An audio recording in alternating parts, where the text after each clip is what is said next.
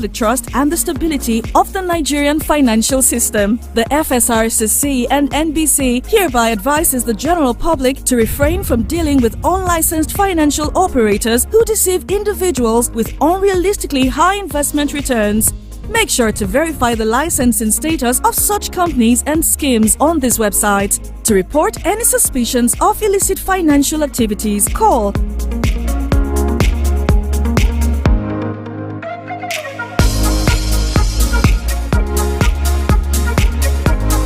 Let's work together to uphold the integrity of Nigeria's financial system.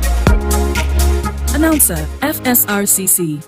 The Financial Services Regulation Coordinating Committee, FSRCC. Are you a businessman or woman? Do you need loan to grow your business? At Taraba Business Development Center, we offer both business and personal loan with flexible repayment plan. We are located in different parts of Taraba State. Jalingo branch, opposite Civil Service Commission, 183 Amarua Way, 090-3134-4333. Zing branch, Zenith Bank agent beside College of Education, Zing, 070-3125-2559. Are you a businessman or woman? Do you need loan to grow your business? At Taraba Business Development Center, we offer both business and personal loan with flexible repayment plan. We are located in different parts of Taraba State. Jalingo branch, opposite Civil Service Commission, 183 Amarua Way, 090-3134-4333. Zing branch, Zenith Bank agent beside College of Education. Hey Taraba State, let's ascend to the future. Imagine a world where entertainment, transportation, finance and commerce are at your fingertips 247. Welcome to the future. Taraba Business School and Taraba News proudly present a revolutionary lineup of products and services designed to transform your life.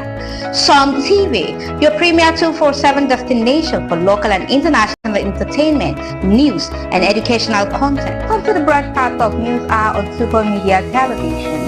Welcome to the broadcast of World News on Super Media Television. Welcome to the broadcast of news across Nigeria on Super Media Television. This is Sport Daily on Sun TV. Good morning, Nigeria. This is the morning show from Sun TV. Supercab, safe, convenient and affordable 247 transportation services across Jalingo and Taraba State.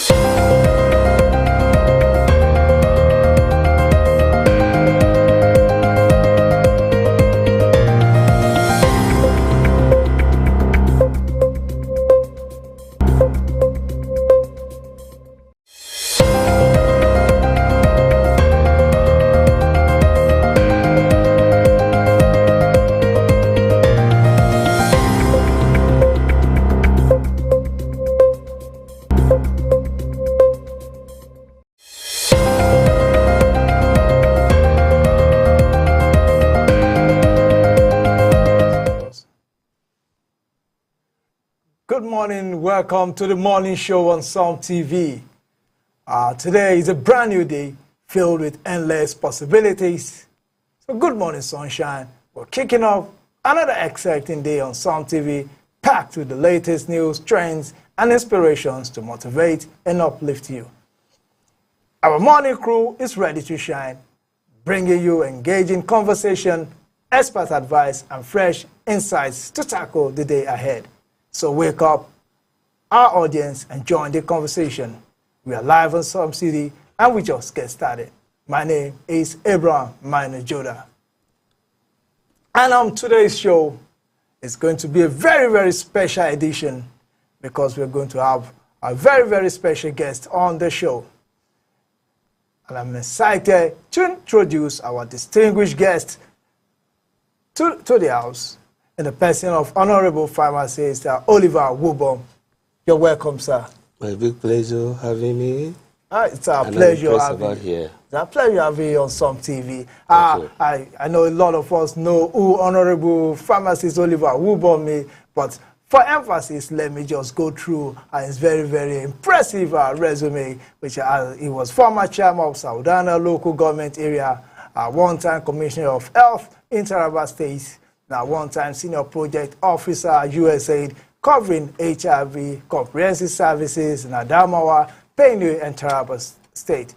There was also that data manager, World Bank HIV project. Honorable Wubom brings a wealth of experience in public service and health care. Currently, he's at the helm as the pioneer chairman of Taraba AIDS Control Agency and is working tirelessly to combat HIV/AIDS in the state. His dedication to improving the lives of Taraba citizens is truly commendable. Welcome, sir. Thank you. My big pleasure. Yep. So how's the weekend been, sir? I think we're starting on a good note. To be on the Psalm TV morning show, to me, is a great privilege. I've seen programs on the Psalm TV, and for me to be the guest, I see it as a wonderful experience, and I'm grateful. I'm sure these are signs of good things for the weekend.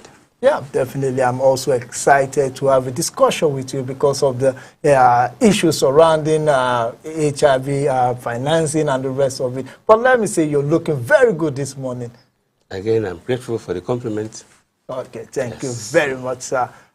So, as we discuss these pressing issues affecting Taraba State and beyond, I'm confident that Honorable Wubom's expertise and insight will shed light on the challenges and opportunities facing our communities. So let's dive right in and explore the way we can work together to build a healthier, more prosperous future for all. Welcome once again. Thank you. I will take this first question because I know our viewers are there. They'll be eager. His Excellency, the Executive Governor, Dr. Abuke Fas, has just appointed you the chairman, Taraba AIDS Control Agency, as a matter of fact, the pioneer chairman, if I'm not mistaken. Can you tell us something about your background? Yes. You said something about my background already. Yes. That was paraphrased. Perhaps I'll only add that I was born some 58 years ago in a remote location called Mbamga in Sadona local government in Taraba State. Okay. And I received my early education in Mbamga Central Primary School. I went on to do my secondary education, Government Science Secondary School, Hongnam in Adamawa State. Then I proceeded to ABU, Ahmadu Bello University in Zaria, where I did the IJMB A-level. We called it IJMB that time. It's the A-level. And then I proceeded to do the degree program. I obtained my bachelor's degree in pharmacy from Ahmadu Bello University in 1992. And then I had a brief working experiences with Taraba State government after my service, internship, and service NYSC. And I worked from 1994 to 2010 when the call came for me to come and, as it were, participate in political activities. It is good to be called. It is. Than to call yourself. Definitely, sir. And that is why I enjoyed the call. I went home, we did what we needed to do. That was a transition for me from civil service to public political life. I was appointed caretaker chairman first time in 2011 to 2012. It ended on a good note because the tenure ended. By December of 2013 to 2014, December I was appointed the Honorable Commissioner for Health in Taraba State, and I voluntarily resigned my appointment in October because I needed to contest election, and that was the precondition from my party, the PDP, for people wanting to contest in public service. I wanted to contest appointees to relinquish their positions for. So I left, although things played out politically. That's what it is. Political maneuvers, you call it. I don't think I ever lost out. As far as PDP is concerned, you don't lose any elections. Win, lose, same. And so that is how it was. After that, I was appointed a special advisor again to His Excellency DDI, Governor DDI Darius. And then later, I was reappointed caretaker chairman by the same regime from 2019-2020, and then by 2020-2022, we ran an elective tenure. Again, I was re-elected, so more or less I served like 3 times as chairman. As chairman, that's quite impressive. Yes, and after that, I left in 2022, and I've been doing my private business, my pharmaceutical business. That's what I've been doing before His Excellency graciously, I would say most graciously, saw me fit to be the pioneer chair of the agency, Taraba Agency for AIDS Control. And by the way, before my appointment, I was already running a PhD program on a bias, the big bias on HIV funding and challenges. That's quite important. So it's like a square peg falling into square hole, something like that. I remain grateful to His Excellency, and perhaps I must say that I will have to, in a way, in all ways I can, try to show back the goodwill of His Excellency by giving my utmost best to make sure that the collective fight against HIV in Taraba State receives a boost. What I mean is we have to enhance. There must be something on the table to show that somebody with these experiences has come. Thank you. I'm grateful that when I came on board, my wealth of experiences with the HIV comprehensive services in the USAID days, the World Bank days, and all of those are here. I met a working team on ground of the agency led by a very able personality, Dr. Bako, whom I must place a record has done very well because he came in at crisis times. Yes. Being able to manage a crisis to this point means he has succeeded. Definitely. And we can only synergize to add more to what he has done. All I'm saying is that all the wealth of experiences we brought on the table to make sure that the well-being and the welfare of the people living with HIV/AIDS is quite enhanced and improved. Thank you very much, sir. That is quite impressive from Honorable Wubon. Now let me go to the next one. Can you give us a brief synopsis of the history of HIV and AIDS so far? What we know today as HIV/AIDS began simply in 1981. There were previous stories of HIV in 1939 coming from chimpanzees and all of this from Africa, Democratic Republic of Congo specifically, and then other stories of 1959 when something close to that was diagnosed. But I think the first time the world was able to diagnose HIV/AIDS was in 1981 when a group of young homosexuals in the United States came down with an opportunistic infection that was undefined, very difficult to characterize, and then some malignancies that were rare. So on diagnosis, it was seen that it's HIV/AIDS virus that was responsible for it. That is when, for the first time, the world woke up to the responsibility that we have HIV/AIDS on our hand.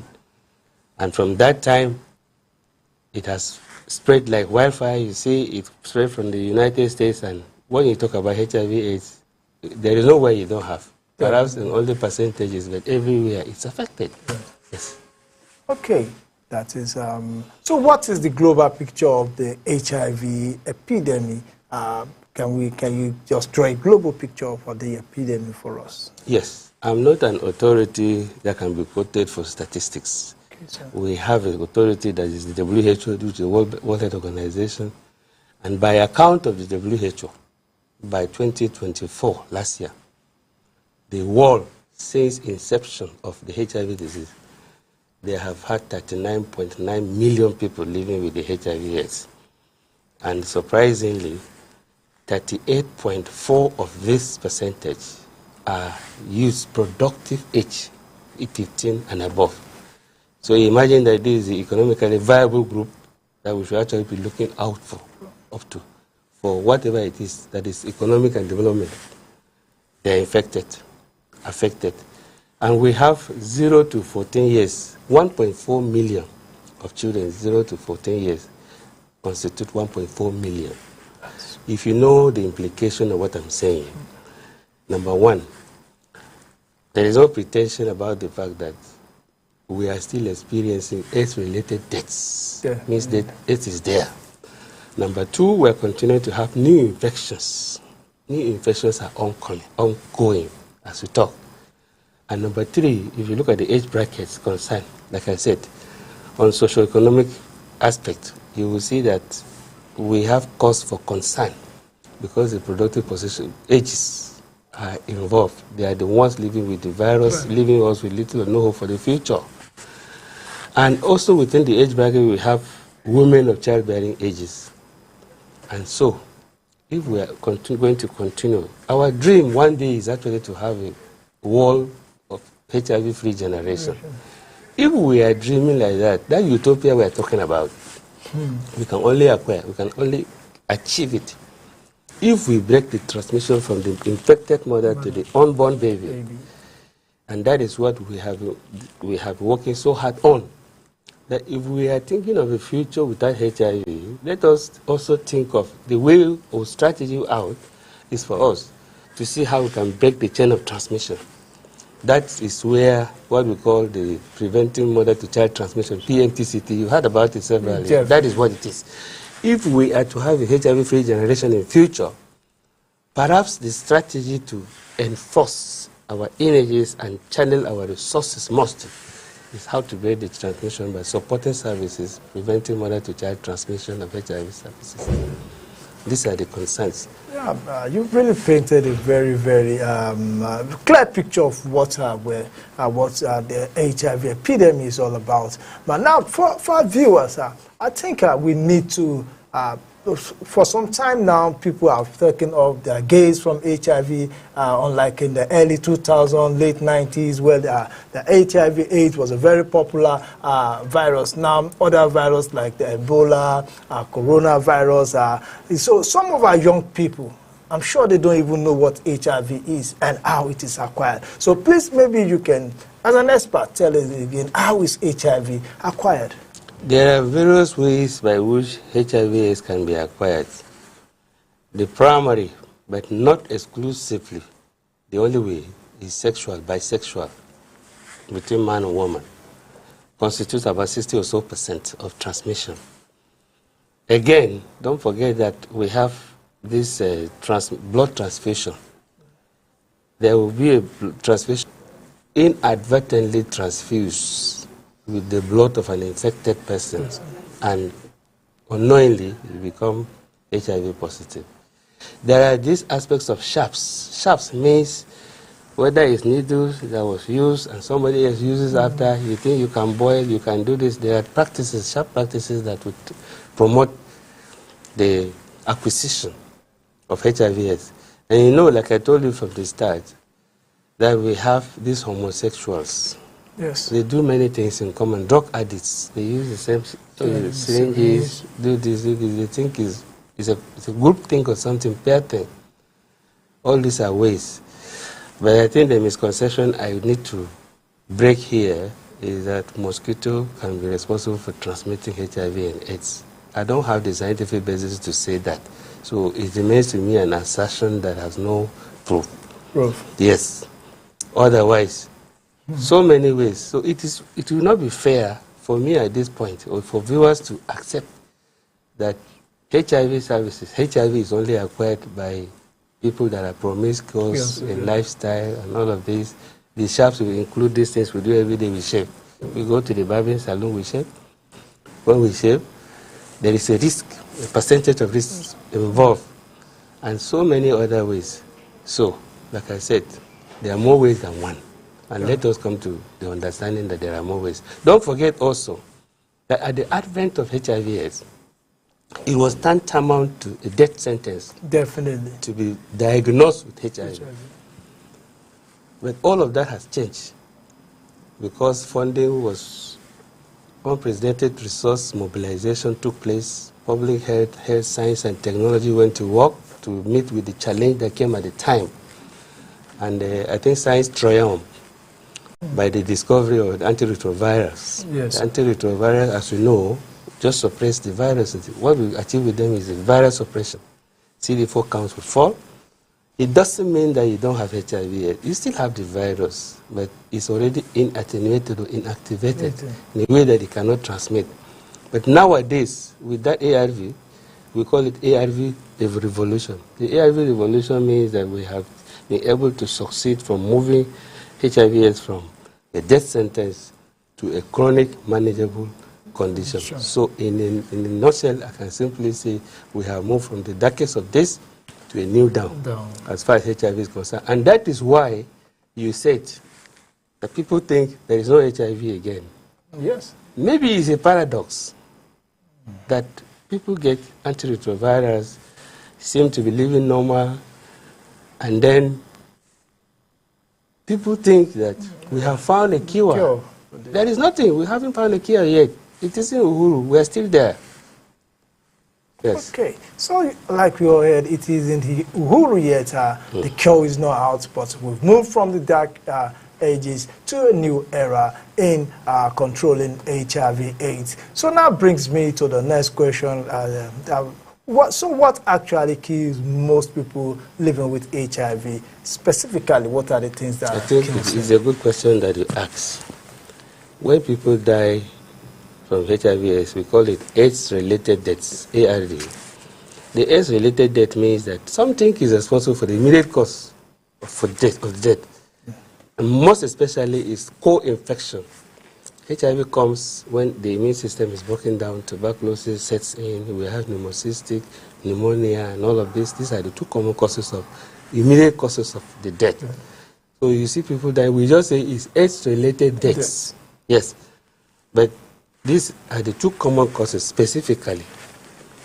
Yes. Yes, so that is now that brings me to this. There have been a lot of stories of people coming up to discover cure for HIV, try to do medical cure for HIV, orthodox drugs for HIV, even to the point of spiritual cure for HIV. But I will ask you as an expert, as a pharmacist, as someone that has been in the field combating HIV, does HIV have a cure now? Again, emphatically, no. Secondly, all these cure-all claimants remain what they are, claimants. Yes. I cannot vouch for the spiritual angle to how spirituality can come in, but I don't doubt God either. Yeah. I know that God is a miracle-working God. There is nothing impossible with God. But again, it is not within my portfolio to defend that. And on the aspect of traditional healers, also they remain claimants. Because what does not have scientific basis, to me, is not true. I would rather prefer to have something that is evidence-based. Evidence-based means what is the science behind this? We want to understand the mechanism of action. We want to understand the side effects associated with this. We want to understand the immediate and long-term effects of this. And we also need to understand how this, whatever happens is taken, can be contraindicated or fails to fall in compliance, who will not go in synergy with some other medications that we take. So all of these ones, we need to understand how does it affect the organs. This organ, that organ, all the organs in the body, how are they affected? We need to establish this. No clinical trial, no toxicity trial, nothing. Well, I think more or less I can describe them as fraudsters. Medical fraudsters. Because we've seen some that have one drug that cures about 10 diseases. Cure all claimants. Cure yes. all claimants. They say they can cure everything. We haven't found a cure for HIV/AIDS, and they're out there claiming. There's a drug that cures all. And they have no documentation for anything effective or efficacy or whatever they're presenting. Sometimes you see a drug that cures pneumonia, at the same time it cures headache. You now begin to wonder, what is the connection between pneumonia and headache? Now, we've seen all this, and we know combating HIV/AIDS could be very, very financially tasking. True. So how is HIV program funded? Well, let me take you back to the basics. Yes. I said the HIV began in the U.S. in 1981, precisely in the month of June. And we are about 45 years with HIV/AIDS in the world. Good. When it began, because it defied description, diagnosis, and characterization, science and public health was put to task. It was a big challenge. And so the United States Congress passed a bill for resource mobilization to face the mountain, the HIV that came. And so resource mobilization, unprecedented in the history of public health, for one single disease took place. And then a lot of money was available for research and development for the treatment and prevention of what we now know as HIV/AIDS. It was intensified, so much money was available, it was operated. USAID implemented the funds on behalf of the American people. It was a goodwill from the United States President, and it was called PEPFAR. PEPFAR means the President's Emergency Plan for HIV/AIDS Relief. It's an emergency plan for HIV/AIDS relief. Okay. Americans did not confuse or mince words. They said this was an emergency plan, emergency relief plan. They expected other nations, all other nations around the world, to take measures of how they could develop their own sustainable response plans, how they are going to fund budget for HIV services in their countries. But you see, over time, I say 44, 45 years, these funders, America is about the largest funder, 88% or so of the 100%, yes. They also operate this HIV funding through UNAIDS, United Nations Agency for International Development. UNAIDS, by the way, is the UN organ that organizes the support services and donors of 11 organizations, 11 UN organizations, into one, and see how they can come up. It's the United Nations that has set the target that by 2017, we expected by 2030 that we should end AIDS, ending HIV/AIDS. That was the target. So the funding is from Global Fund and PEPFAR. PEPFAR remained emergency plan, but we, including Nigeria, failed to plan to have our own sustainable response plans of how we could tackle HIV/AIDS in our own localities, in our nations. And because we plan to fail, they have been sustaining this fundings. And like you said earlier on, we have the global challenge of number one. There are two principal funders, the Global Fund and the PEPFAR. And number two, we are having ever-increasing new infections. New infections, yes. Number two, we are having increasing number of people that have been placed on the roll for treatment. And number three, we are having emerging new diseases. You said it. We had COVID-19, we had Ebola, Lassa, all of this. At the moment, by December 2024, we had what we call the human metapneumonia virus. Yes. That one is the one, the latest one that came from China also. So, if we're having these challenges, don't forget that all these challenges or emerging diseases are also looking competitively for funding from the same funders. Yeah. We are not expanding the horizon of funders. The funders are even suffering from program fatigue. Fatigue, definitely. And then look at these competing issues. This is the complications that we are having. And don't forget that I told you that we refuse or fail to plan. Because we failed to plan. Now it has come upon us. America has decided the goodwill is over. Before you go, so can you explain to the audience, because I know the audience are waiting for this. Yes. You've worked with US AID, yes. And it became a very, very popular organization between the months of January, February, thereabout. Can you explain to the audience the practical implication of the recent US President Donald Trump's threat on HIV funding in January 2025 globally? Yes, Trump was standing on something. Okay. The Congress passed the bill for the research and the fundings. And then there is what we call the Congress authorization. For every tenure, 4 years, 5 years, is 4 years normally, the PEPFAR funds must always be authorized We had the first authorization, the second authorization, the third. We're operating on the fifth authorization. The fifth authorization means the Congress authorizing the President to consent to go ahead supporting HIV services in the world. Now this President came and practically he said, I'm not going to consent to this for whatever reasons, diplomacy and otherwise, I'm not going to that. But now he said, the free lunch from America is over. The expectation that Trump had is that nations would have developed their own sustainable plans. Yes, but nations that fail to plan will have what they are saying, will have the issues on their hands to challenge the challenges to face. So but on the 7th of January, specifically I know, the 17th of January, Trump made a declaration of suspending foreign aid services, including HIV services funded by USAID. And to us, it's a wake-up call to jolt to action, to take responsibility for our HIV responses in our nations. Perhaps the only challenge we have is that the US president, with the newness, we expected some softness. Yeah. Maybe something like early warning signs. Or give us some small grace of 6 months, 1 year, 3 months. We are going to discontinue these services so that we can even plan. Although we have been expected to have planned from the start. From the start, yes. But if we got these warning signs, we would have not had to make that arrangement. Be that as it may, like I said, emergencies come with their emergency strengths. We have an emergency on our hands, we will have to face it.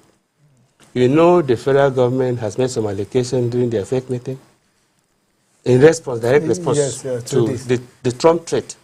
They have made allocations, and I can assure you that in the wake of that threat, His Excellency, the Governor of Taraba State, Dr. Abu Kefas, rose to the occasion by reassuring the people living with HIV/AIDS. They are responsible citizens, they are our electors, they are brothers and sisters. And he assured them in clear terms of the commitment of the state to their welfare and their well-being. Interruption in services was assured. That was something that was immediate, was just a passing phase, and normalcy would be returned. And I'm talking to you now. As I talk with you, we have the budgets that have been made. It's an ordinary budget and commitment by His Excellency for procurement of HIV drugs and the HIV-related consumables to assure, because the public is saying that it's in the common palace on the street. They say, Americans are saying they are not going to give us free drugs, means we that are HIV positive are just going to die like ants or something like that. We are very emphatic about this, that the agency, under the able leadership of His Excellency and my humble self as a pioneer chair, we have a working DG, we have a working team that is ready on ground.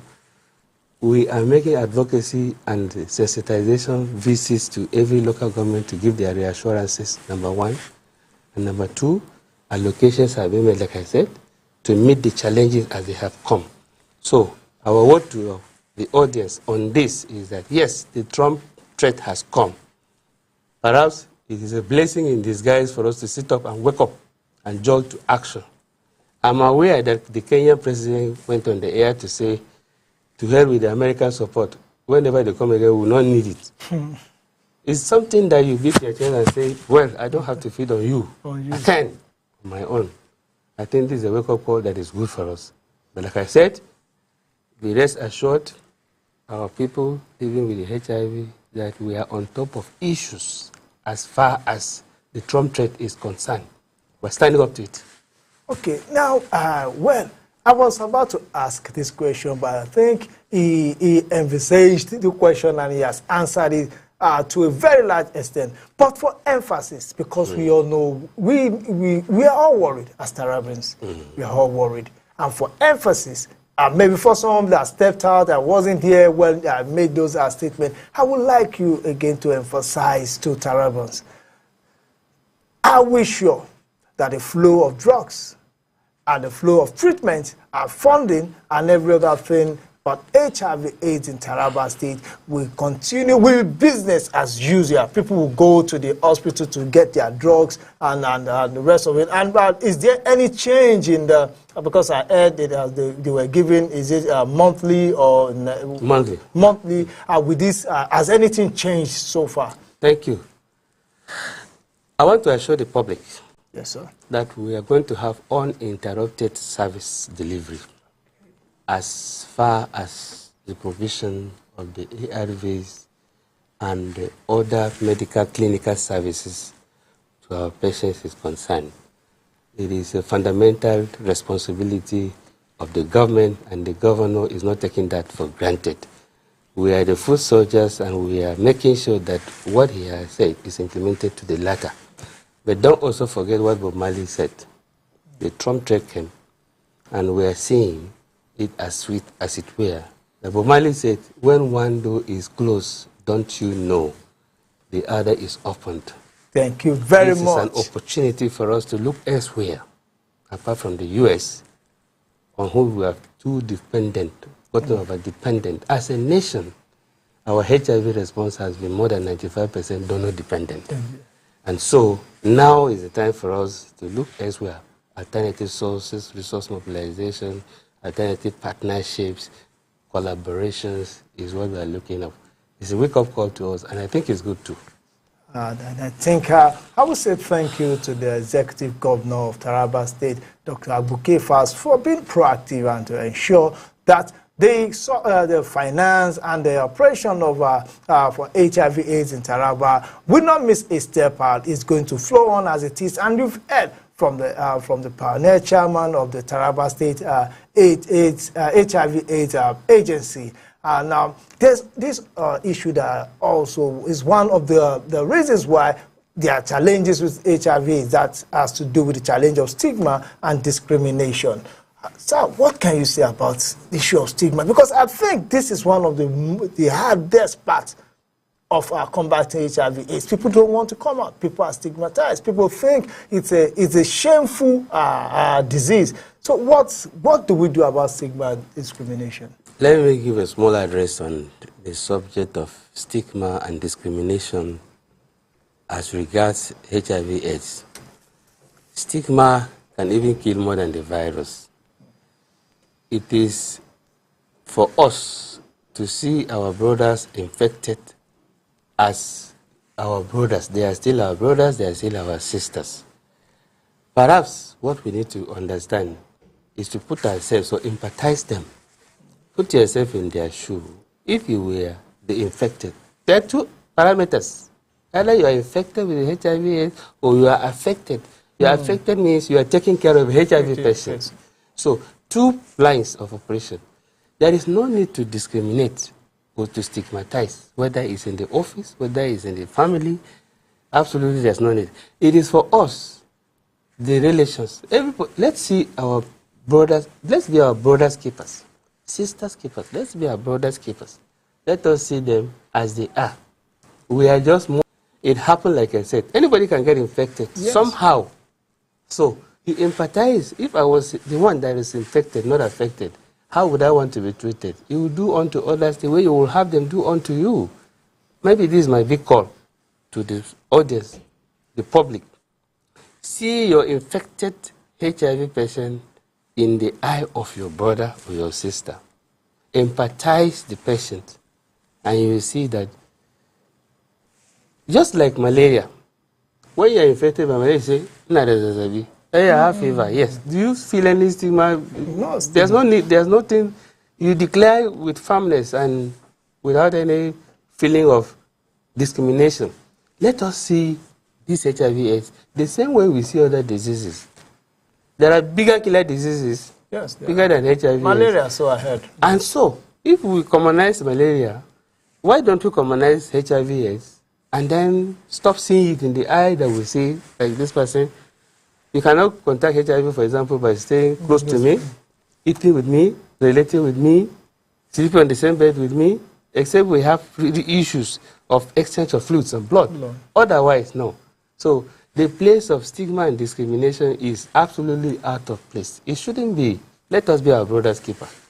Okay, we've all heard that from Honorable Wubon. I say we are all in this together, either as affected or infected. And what we need to show is empathy, because it is a disease, and anybody can be infected or affected by this disease. And I think he has spoken so much on stigmatization and discrimination, and there's a call from some TV that don't discriminate and don't stigmatize anyone, either with HIV or with any other disease, because it is something that kills faster than the virus itself. So I would like to ask, you've really done justice to this discussion. So what's your final take-home points? What take-home points do you have for us? Number one, HIV/AIDS is real. Number two, there is no cure for HIV. Number three, we have moved, courtesy of the ARV revolution, from death sentence to something that is a manageable, chronic manageable condition. In a nutshell, I have said that we have moved from the darkest of days to a new dawn. There is hope for people living with HIV and AIDS now.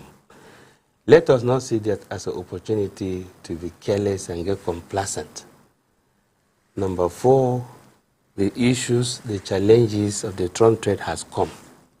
There are big funding issues because we have few funders and more people depending on them. We have other emerging diseases that are calling for funding, demanding equal, competitively demanding from the same sources. And so there is a dwindling funding landscape. The projection is downwards. And so we need to look inwards. And now that it has come faster than we expected, let us sit up and see how we can actually take advantage of the immediate threat to own programs, run our programs on a sustainable basis without looking out for the handouts that used to come from the U.S. government. And finally, His Excellency, the Executive Governor, Dr. Abu Kefas, is absolutely and resolutely committed to the well-being and the welfare of his citizens living with HIV and AIDS. And we are on top of issues as foot soldiers to His Excellency. And as a pioneer chairman, I thank him for the opportunity and the privilege he's given me. My own is to reciprocate by proving to him that I can deliver the goods. Yes. With the confidence he has given me, I need to pay back the confidence. And on this note, I want to tell the audience there is no need to discriminate against a brother or sister that is infected, because once it's infected, you are affected. Empathize yourself in that position, and let us see ourselves as our brother's keepers. And in the long run, all said and done, we are looking at a future that one day, the lizards have their slogan. They say, with the next evolution, we'll be walking on two legs. If the lizards have hope, what about us? Yeah. Let us hope that one day we are going to have a generation that is HIV-free. And that is what everybody needs to be working at, so that we can meet that target. It's a UN target, but it's achievable. If we can commit in words and commit in action, each one of us have a contribution we can bring on the table. Imagine your studio was a dark room, you had a candlestick, lighting here. You are only going to light a small circumference. Yes. And imagine me also holding my candlestick, who have the circumference that is double the first. Yes. And imagine that we had 100 people in this hall, and everybody was holding a candlestick. I'm sure there will be light. Definitely. That is how it is with the HIV services. Let us all put our heads and hands together. Everybody bring a pinpoint of contribution and light on the table, so that we can one day have a HIV-free generation. Thank you very much, Honorable Wubon. And thank you very much. You brought an invitation to us. You invited us to the 50th Golden Jubilee of Mrs. Eunice Wubon, the very beautiful Mrs. Eunice Wubon, which is going to take place on Monday, 17th of March, 2025, 3 p.m. And the venue is... my house. Yes, this house at Ariwa for Christ Street Yes. Roadblock. And so he's inviting us to come and celebrate as she gets to the 5th floor, as it's called. Yes. And it's a golden jubilee. And I think that you are radiating. I think that is the reason is showing that yes, you have you're looking forward to this wonderful day. So from Sun TV, we wish our mommy a happy birthday in advance, and we will be there with to ensure that we celebrate with you her. will be welcome, and it will be a pleasure to have you too. Okay, thank Yes. you very much. Thank you very much, viewers. We've been here with Honorable Wubon. Honorable Wubon is a one-time project officer at USAID covering HIV comprehensive services in Adamawa, Benue, and Taraba State. He was also data manager, World Bank HIV projects. He was also a former chairman of Sadana local government area and one-time commissioner of health in Taraba State. And right now, currently, is at the helms as the pioneer chairman Taraba AIDS Control Agency, and is working tirelessly to combat HIV/AIDS in the state. His dedication to improve the lives of Taraba citizens is truly commendable, and we have, like we all know, we can now be rest assured that funding for HIV/AIDS has not stopped. Drugs is still available. The government is on top of the situation, and we would like to thank Dr. Abu Kefas for seeing the need to have a very experienced person as the chairman of Taraba AIDS Control Agency, because experience matters in this game. And with what we've heard from the chairman, we know that yes, we are in safe hands. We are in safe hands. So thank you very much, sir. Thank you for coming. Again, it remains my pleasure. Thank you for having me. Some TV, you are doing great, and I wish you more breeze to the right places. Yes. Now you've heard it from him. It says something we're doing great, and it's the morning show, and it's a very, very great show. We've come to the end of this segment of the morning show, and I'm still yours, Abraham Joda. Stay tuned as we have other segments of the morning show for you to look up to. So let's go for a short break. When we come back, morning show continues on Sun TV.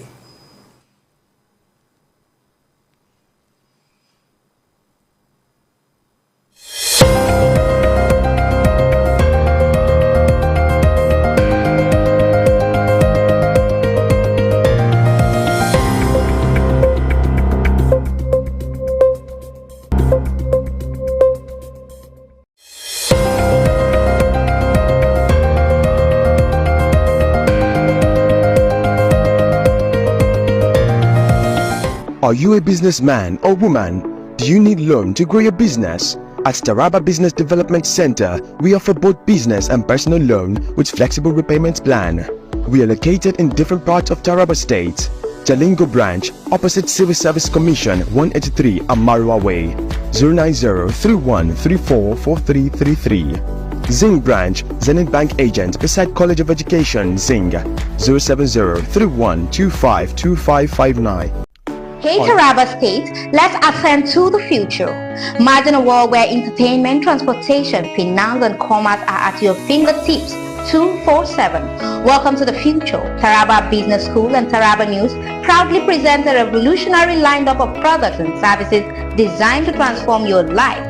Sun TV, your premier 247 destination for local and international entertainment, news, and educational content. Come to the broadcast of News Hour on Super Media Television.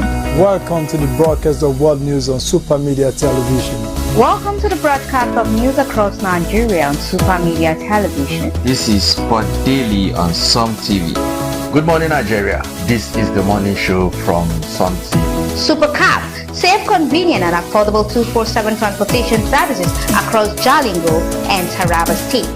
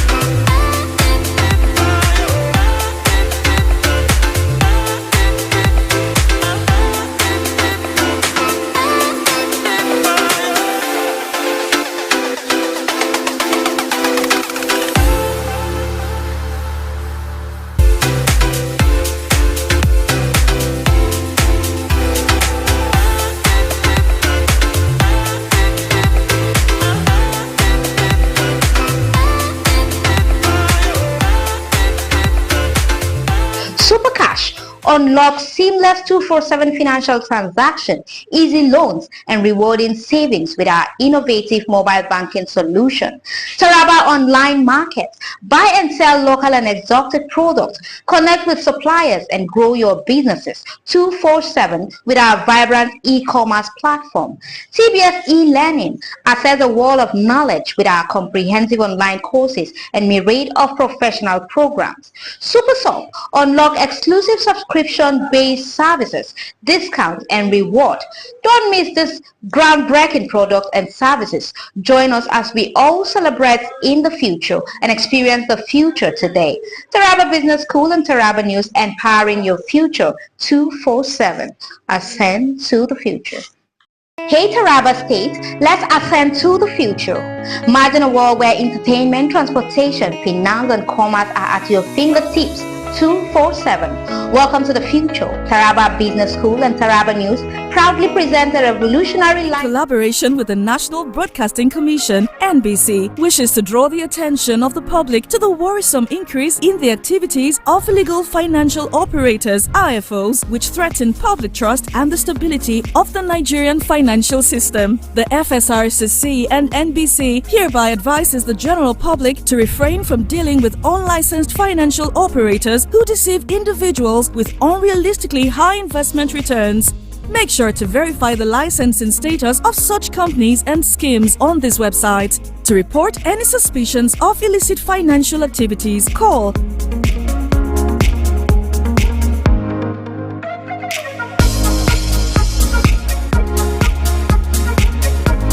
Let's work together to uphold the integrity of Nigeria's financial system. Announcer, FSRCC. The Financial Services Regulation Coordinating Committee, FSR. When a tanker bearing fuel falls or an underground pipe bearing fuel bursts, what do you do? Scooping fuel in your bucket or running far away from impending fire? You have a few seconds to take the wisest decision. Walk away? No, that is not enough. Shift? No, that is not enough. Stay there and gist and take shots with your phone? That is madness. Run. Yes, run away. Yes, your life depends on your action. The flames come suddenly, unexpected but uncontrollable. Why? Fuel is highly inflammable. Why? It just requires a spark to set off a ravaging inferno. So, don't stay there to think. Storm away to live. Do not throw away your life in anguish for meaningless fuel siphoning. Be advised.